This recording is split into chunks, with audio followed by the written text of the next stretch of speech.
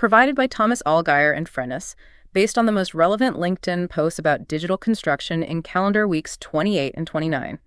Frennis is a B2B market research partner helping ICT and tech providers identify niche channel partners by compressing the full journey from identification to qualified first meeting into 4 to 5 weeks. You can find more info in the description. Yeah, so imagine finding out your biggest competitor just, booked 3 times as many sales meetings as you did this month. You would probably panic, right? Oh, absolutely. I mean, that's a nightmare scenario. Right. But what if I told you that competitor actually just alienated their buyers and completely wasted their resources? Well, your team, with fewer meetings, walked away with 83% of the actual revenue. Wait, 83% from a third of the meeting? Exactly. And that right there is the difference between playing the old marketing game and playing the new one. Now, I know the intro just mentioned digital construction, and this is crucial, while these specific insights surfaced in that niche, what we discovered is a fundamental go-to-market revolution. Yeah, it applies to absolutely every strategic B2B marketing professional listening to us right now. 100%. Exactly. So we are looking past the industry labels today. We're stripping away the fluff to explore the top go-to-market trends buzzing across LinkedIn. Our whole goal with this deep dive is simple. We want to give you a highly actionable, competitive edge. And to get there, we really need to talk about a massive shift in how marketing teams are actually built today. Right, because historically, if a company wanted to grow its revenue, the instinct was just to, add headcount. You hire a bunch of sales reps, you hire more marketers, you just expand the org chart. Just throwing bodies at the problem, basically. Yeah. But that traditional marketing org chart is being ripped up right before our eyes. We are moving away from adding raw headcount toward building an entirely new operating layer.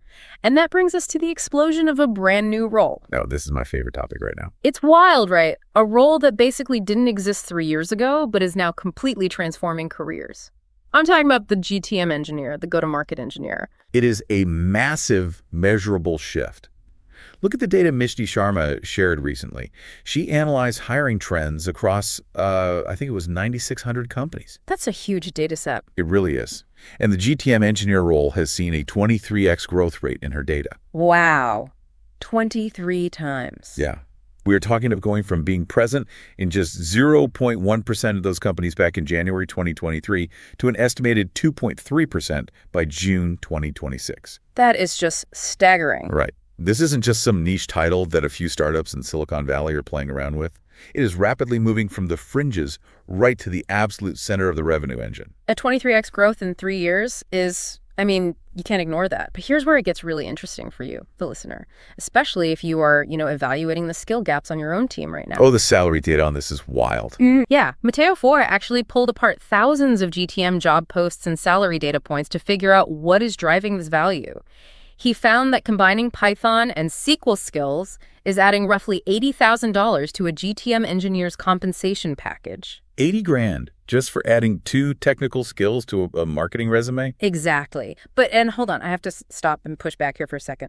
SQL Python in marketing. I know how it sounds. Are we seriously asking creative marketers and copywriters to become database administrators? Because that sounds like an absolute recipe for a bottleneck. It does sound crazy if you view marketing purely as a, creative discipline. Yeah. But that's exactly the paradigm shift. You aren't asking a copywriter to write SQL queries. Okay, good, because that would be a disaster. Total disaster. No, Yeah. You are bringing someone with engineering chops into the marketing department because modern marketing is fundamentally a data writing problem. A data routing problem. Okay, unpack that. Yeah, so Wayne Johnson and Lorenzo Amade both made this point clearly. This new role sits squarely between RevOps and software engineering. It is a true convergence. So what does that convergence actually look like day to day? Is this just a rebranded marketing ops manager? Like a fancy new title for the person who cleans up the CRM data? Not at all. A traditional marketing ops person might duct tape a few sauce tools together or focus on CRM hygiene. But real GTM engineering, as Ashley Langford framed it, is systems architecture with a strict revenue mandate. Systems architecture. Yes. The GTM engineer's job is to connect a buying signal to an account, to a pipeline, in a fully automated, scalable way. So they're building the pipes. Exactly. They use SQL to query huge data sets of user behavior and Python to write scripts that instantly trigger actions across different platforms, the exact millisecond a prospect shows intent. Okay, I love this. It's like realizing your marketing team doesn't just need drivers who can steer the campaign and write the copy anymore. They need mechanics who can actually get under the hood, build the revenue engine from scratch, and tune it while it is racing down the track. Precisely. You aren't just managing a prepackaged software system. Yeah. You are architecting a custom connected revenue engine on purpose. All right, if I am buying the shift to engineering, it brings up a massive technical hurdle because you can't have GTM engineering without the AI infrastructure they are building to support it. Right. A mechanic needs tools. Exactly. And that means we have to move past this casual, hey, let's use AI to rate a quick email phase and talk about deeply embedded workflows. This is the critical difference between just giving your marketing team a ChatGPT login and actually transforming your go-to-market operating model. The gap between those two things is just enormous. Jake Dunlap had a really sharp observation on this exact gap. He pointed out that while 86% of GTM teams say they use AI daily, only 33% use it to fully automate a task. That drop-off is so telling. It is. And I think that's the trap so many teams fall into. Giving a sales rep a faster side tab to summarize a Zoom call or draft an email isn't a business transformation. It's just a shinier, faster interface for the exact same playbook we've been running since 2015. Yeah, you still have the same manual handoffs. Right, the same human bottlenecks and the same rep-dependent processes. The AI is sitting next to the work, not doing the work. But what's fascinating is what happens when you actually embed it into the workflow. Take Pankaj Kumar as an example. What did he do?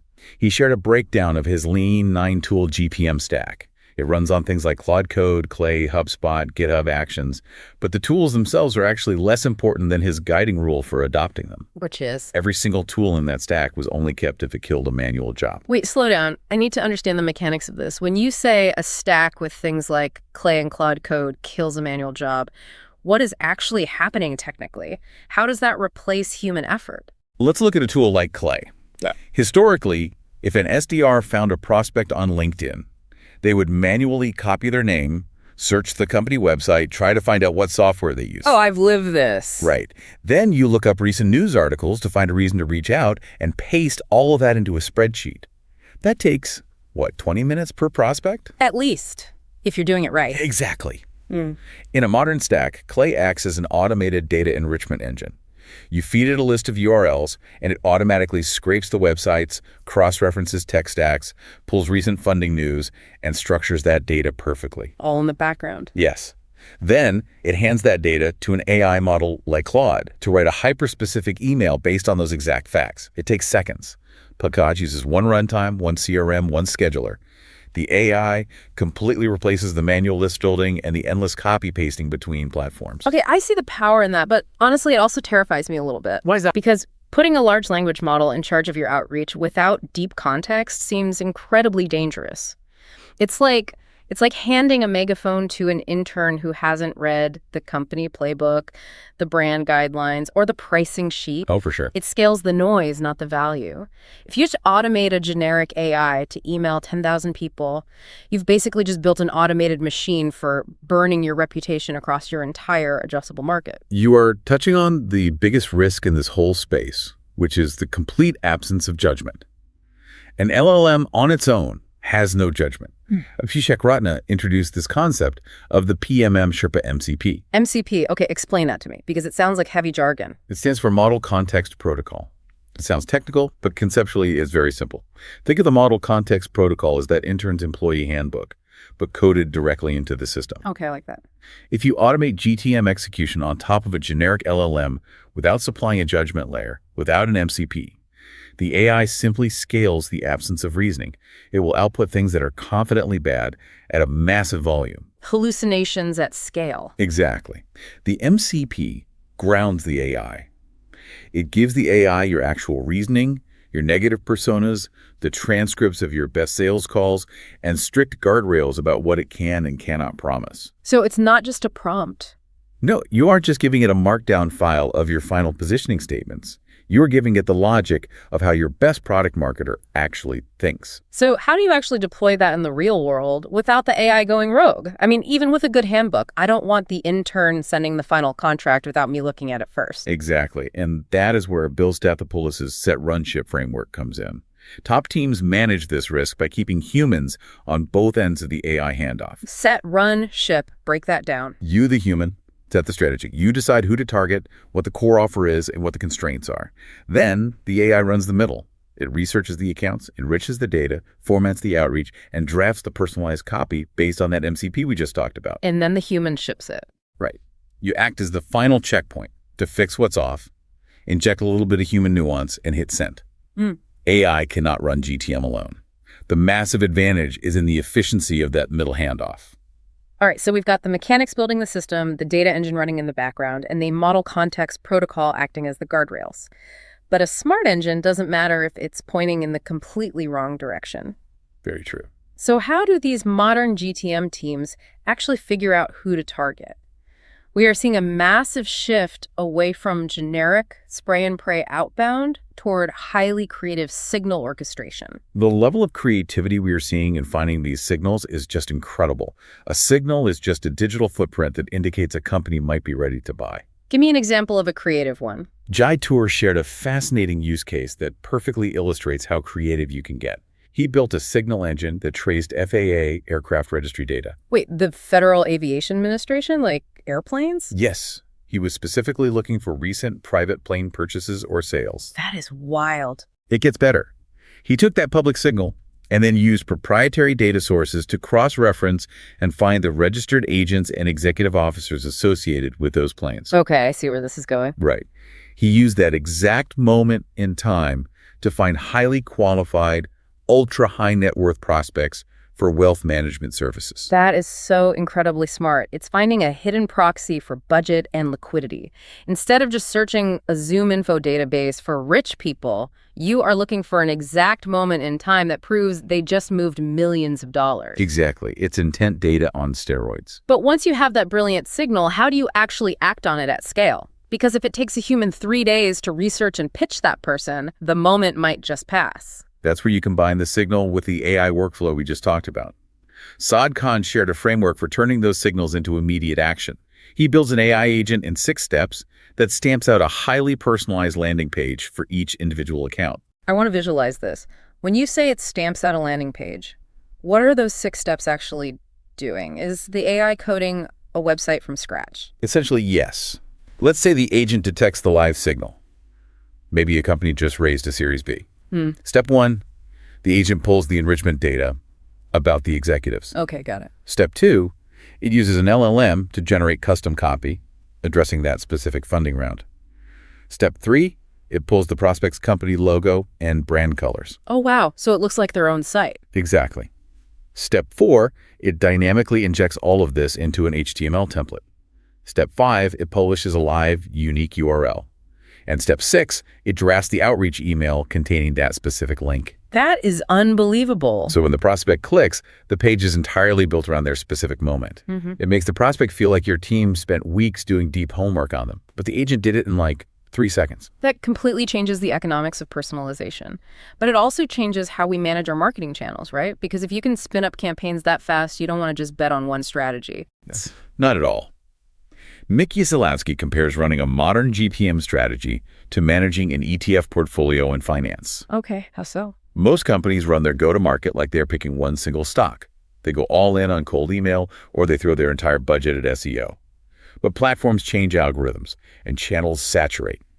Instead, Mickey says you should split your budget 70, 20, 10. Walk me through that split. 70% of your resources go to proven channels that predictably drive pipeline today. 20% goes to promising channels that are showing early traction, and 10% goes to wild, experimental channels and attention loopholes. I like that. Always be testing. But here is the kicker. Once an experiment in that 10% bucket works, you don't hire 10 people to scale it. You turn it into an AI agent, automate the execution, and move it into your 70% bucket. It allows a very small team of GTM engineers to run a remarkably wide portfolio. That is brilliant. By the way, if you are listening to this and finding these strategies as, actionable as we are, make sure you subscribe to our deep dive so you don't miss future discussions. We love unpacking these mechanics for you. Absolutely. Okay, let's bring this all home. All these advanced tactics, the custom code, the context protocols, the dynamic landing page, they sound incredible in theory, But we have to talk about what happens when this actually hits the bottom line. The real-world results. Exactly. Let's look at actual outcomes, because this new architecture is fundamentally changing the very definition of ROI and what success actually looks like for a marketing team. This is where the rubber meets the road. If you implement all of this tech just to book more bad meetings, you've wasted your time. There is a definitive movement away from vanity metrics like sheer meeting volume toward outcome-based success and downstream revenue realization. Remember that hook from the very beginning of the deep dive? Jonathan MK ran a head-to-head split test on this exact concept that blew my mind. Oh yeah, the competitor test. Right. On one side of the test was his team, and on the other was a well-funded competitor. The competitor optimized purely for volume and booked nearly 3 times the amount of meetings. Which looks great on a traditional dashboard. Exactly. On the old marketing scorecard, the competitor crushed Jonathan. But when you look at the actual pipeline value, 83% of the pipeline landed on Jonathan's side. His meetings were worth $13,000 each, while the competitor's meetings were worth just $954. That is a staggering discrepancy. How did the approaches differ so much? Well, the competitor used aggressive chatbots and forced lead capture forms to squeeze website visitors into early meetings before they were even ready. Jonathan's team did the exact opposite. They let them self-educate. Yes. They used their systems to allow buyers to self-progress. They gave them all the pricing, the case studies, and the technical answers they needed before requiring any human contact. The lesson is that forcing conference leads or casual website visitors into early deals just alienates your pipeline. It's optimizing for the vanity metric of a booked meeting over the efficiency metric of revenue generated. It is the ultimate proof of quality over sheer volume. And we are seeing massive market wins backing up this shift toward true outcomes. Ivan Landabasso broke down a fascinating example of an AI customer service company called Sierra. Sierra? Okay. They recently reached $200 million in annual recurring revenue at a $15.8 billion valuation. Wow, 200 million ARR? How did they scale that fast? By charging outcome-based pricing, they don't charge per seat or per API call. They get paid only when their AI actually resolves a customer issue. Well, that's bold. Right. If the AI fails and the ticket has to escalate to a human, Sierra earns nothing. They use their technical architecture to align their success entirely with the customer's actual business outcome. Putting your money where their mouth is. Exactly. And we see this even on smaller scales. Othman Kadri built an AI-powered website that analyzes its own Search Console data and literally rewrites its own pages to capture higher intent visitors. It rewrites itself. Yes, autonomously. That single autonomous site booked over 100 highly qualified calls and closed $200,000 in revenue in just 60 days. When you align the system with the outcome, the results are undeniable. I completely agree, but I want to push back on how we as an industry even measure this whole life cycle. Yuri Larachev talks about the bow tie model of go-to-market, which really challenges the traditional funnel. I love the bow tie model. It makes so much sense. In the traditional funnel, we obsess over top the leads, the initial meetings, the closed won deal. But Yuri points out that 82% of a SaaS company's lifetime revenue actually arrives after the initial close. Through renewals and expansions. Exactly. Renewals, expansions, upsells. If 82% of the money is post-sale, aren't most marketing teams aggressively optimizing the exact wrong half of the business? That is a brilliant point, and it forces us to completely rethink how we pitch value in the first place, both to our customers and to our internal stakeholders. Sangram Vajra pointed out that B2B teams are losing deals right now because they don't understand how to communicate ROI to modern buyers, especially CFOs. What are they doing wrong? Because, I mean, every B2B marketer thinks they are pitching ROI. They pitch what Sangram calls attributable ROI. Things like, this tool generated X amount of pipeline, or saved Y hours of time. Which sounds good on paper. It does. But the problem is, CFOs have been burned so many times by inflated SaaS dashboards that they simply do not believe those attributable numbers anymore. Sangram notes there are actually 5 types of ROI. You have to translate the value into the buyer's specific ROI love language. ROI love language. That's a great way to frame it. For some companies right now, their love language isn't growth at all. It's necessity or risk mitigation or operational efficiency. If you are pitching pipeline growth to a CFO whose only mandate this quarter is cutting operational risk, it doesn't matter how good your AI infrastructure is. You're speaking the wrong language and the deal is dead. Okay, we have covered a massive amount of ground today. We went from the mechanics of GTM engineering and learning SQL to the model context protocols that keep AI in check, to automated landing pages based on FAA airplane data, and finally to redefining revenue success and speaking the CFO's love language. It's been a ride. It really has. But I want to leave you with one final, highly provocative thought to chew on as you go back to your own marketing strategies this week. This comes from insights shared by Gary W. This one is a wake-up call. It really is. We know that roughly 80% of software buyers have fundamentally changed their research habits because of AI search. They aren't Googling and clicking your landing page anymore. They are asking tools like Perplexity or Microsoft Copilot to shortlist vendors for them before they ever hit your website. The AI is doing the research. Right. So the question for you is, how machine legible is your brand? Are you spending 100% of your time and budget optimizing your content for human eyes with clever copywriting, while large language models have secretly become your actual gatekeepers? Something to think about.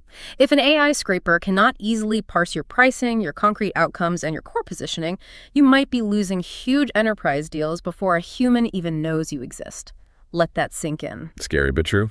If you enjoyed this episode, new episodes drop every 2 weeks. Also, check out our other editions on field marketing, channel and partner marketing, AI and B2B, MarTech, ABM, and social selling. Thank you so much for joining us on this deep dive, and don't forget to hit that subscribe button.